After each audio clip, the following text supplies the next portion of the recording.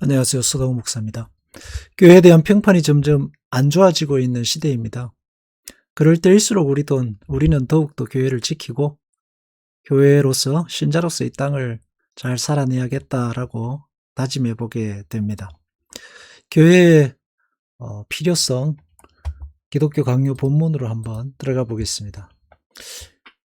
제1장의 제목은 모든 경건한 자의 어머니인 진정한 교회라는 제목을 달고 있고, 내용을 한번 보겠습니다. 내용들이 참 좋기 때문에 한번 읽어보죠. 우리의 믿음을 일으키고 키우며 목적지까지 전진시키려면 무지하고 태만한 우리들에게는 외적인 도움이 필요하기 때문에 하나님께서는 우리의 이 약점에 대비해서 필요한 보조수단을 첨가하셨다. 그리고 복음 전파가 활발하게 전개되도록 이 보물을 교회에 맡기셨다. 믿음을 일으키고 키우며 전진시키려면 필요한 것이 돕는 수단인데 외적인 돕는 수단이다 했습니다. 외적인 돕는 수단입니다. 그리고 그 외적인 돕는 수단으로서 하나님께서 이 땅에 두신 것이 교회입니다. 돕는 수단으로서 교회의 의미는 부름받은 성도들의 자발적인 모임의 성격을 훨씬 뛰어넘는 것입니다.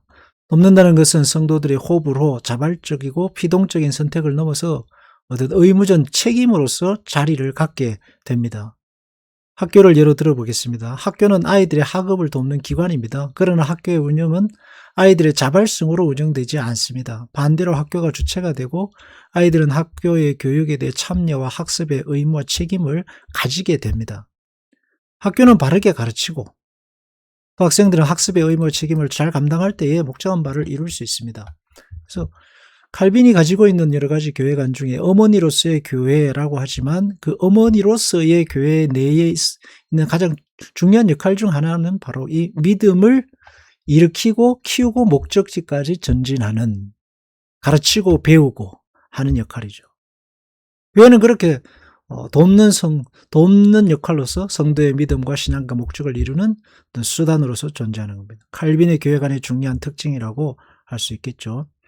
구약의 제사 제도를 개성하는 제사의식의 예배라기보다는 예수님의 산상수훈의 가르침을 개성하는, 가르치고 배우고 함께 믿음을 격려하면서 살아가는 어떤 예수 그리스도의 몸으로서의 교회입니다.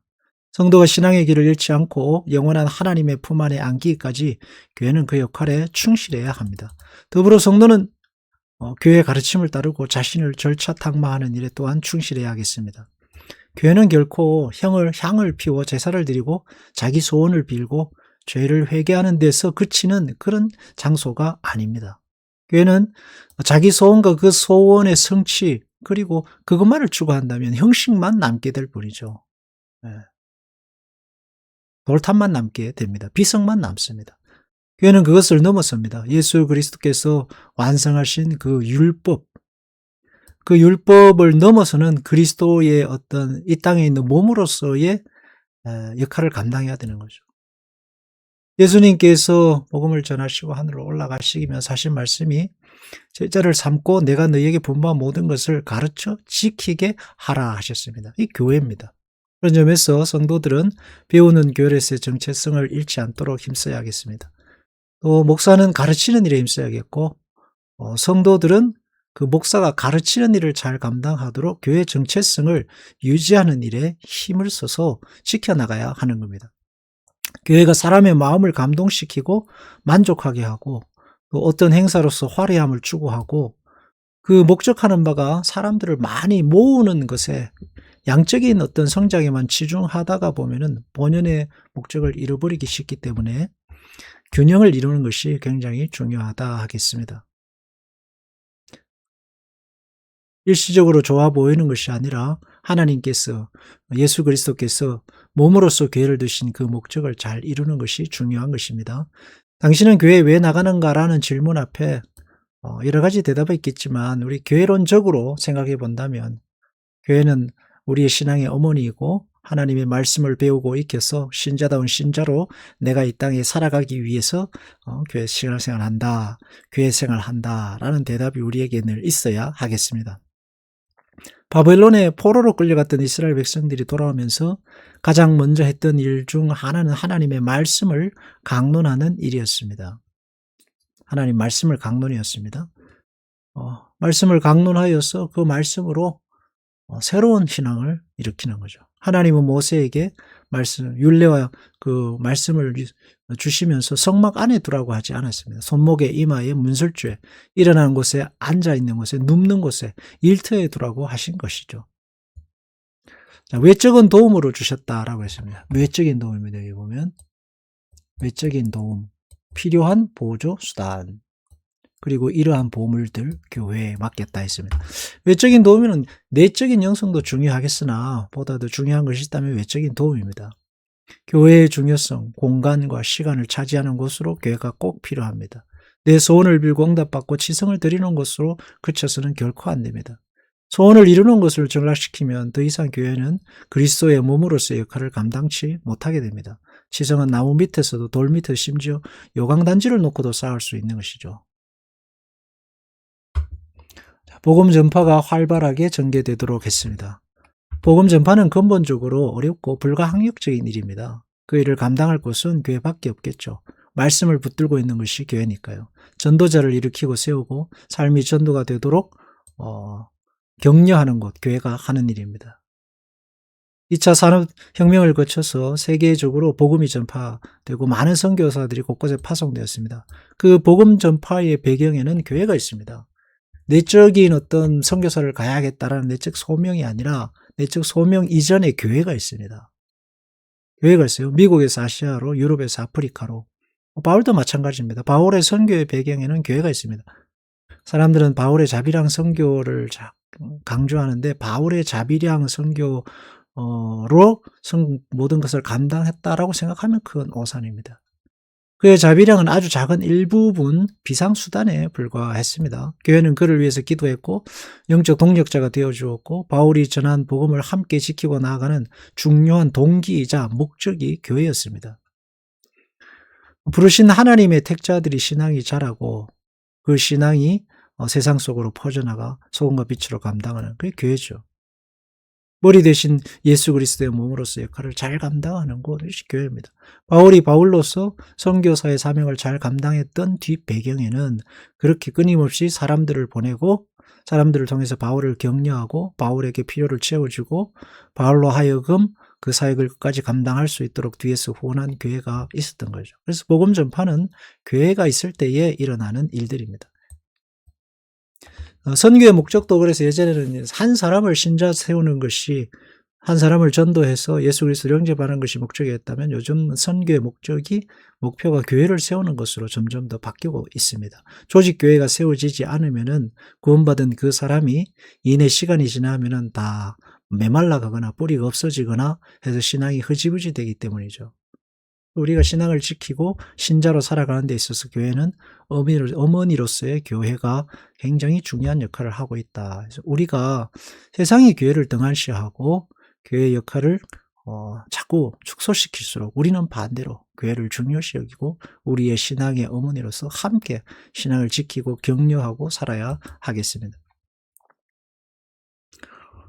교회에 하나님께서 두신 중요한 그 지표 중에 하나는 성례라고 할 수 있습니다. 말씀의 전파, 그 다음에 성례죠. 성례를 제정하셔서 성례에 참가 누리는 그것이 신앙을 자라게 하며 강화하는 데 매우 유익한 보조수단임을 체면한다. 이 성례에는 성찬과 세례 두 가지가 있습니다. 우리는 육신의 감옥에 갇혀 있어서 천사들의 수준에 도달하지 못하고 그러므로 하나님께서는 놀라운 섭리로 우리의 능력에 적당한 방법을 취하셔서 멀리 떨어져 있는 우리가 주님께 가까이 접근하는 길을 여셨다 했습니다. 인간의 눈은 미약하고 분명하지 못합니다. 영적 세계로 넘어가는 그런 영적 세계를 꿰뚫어 볼 수 있는 복음의 신비를 확신하고 흔들림 없이 나아갈 그런 영적인 확신을 신면을 가진 사람은 이 땅에 아무도 없다라고 하겠습니다. 그래서 하나님께서는 교회에 말씀을 두시고 성례를 두셔서 눈에 보이는 예수 그리스도의 임재의 방편으로서 성찬과 성례를 두신 겁니다. 보이지 아니하는 주님과 연합하고 구원의 은혜를 맛보는 방식으로 두신 것이 성례입니다. 그래서 성례는 성도가 반드시 참여해야 하고 이 성례를 통해서 여기 보면 신앙이 자라고 강화하는 데 매우 중요한 보조 수단이다라고 말하고 있죠. 사람들은 종종 어떤 신앙의 경험과 신비와 체험을 앞세웁니다. 개인적인 경험과 신비 체험을 앞세우는데 그런 즉 신비적 체험은 인간이 육체를 넘어 영적 존재다라는 사실을 느끼게 하는 중요한 도구가 됩니다. 그러나 그것이 복음과 직결되기 위해서는 내용이 있어야 됩니다. 어떤 그런 체험의 내용이 복음의 내용이 담기지 않으면 그것으로서는 신앙의 어떤 유익이 별로 없다고 하겠죠. 여타의 미신적 종교와 별반 다르지 않습니다. 성례는 하나님께서 이 땅에 교회를 위해 두신 신비로 제정하신 보이지 않는 세계의 그 영적인 신비의 이 땅에서의 보이는 현현입니다.